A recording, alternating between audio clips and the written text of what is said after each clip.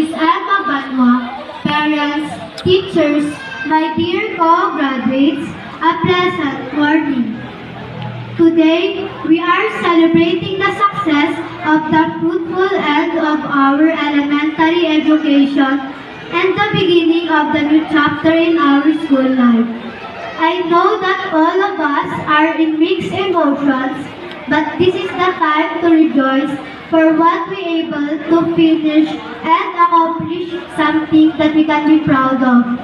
In behalf of my fellow graduates, I would like to take this opportunity to thank our dear Lord and those who have helped us achieve our dreams, especially to our dear parents, our teachers from kindergarten up to grade 6.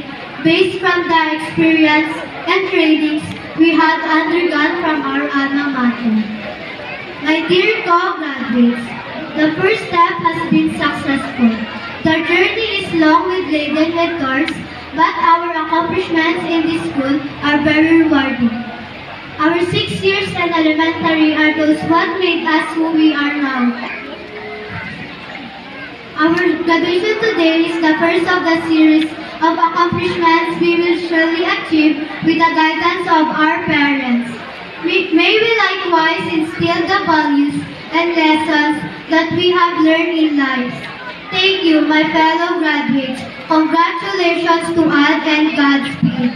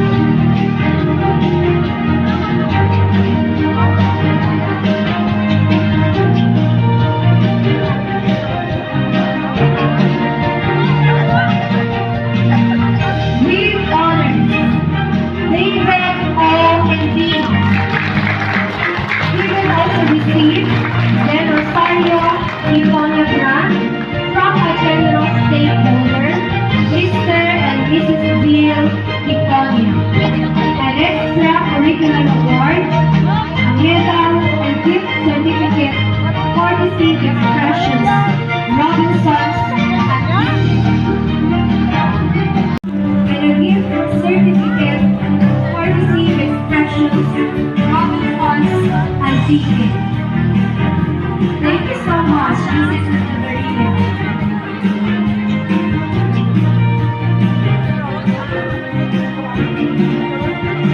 A round of applause, children, for our generous statement.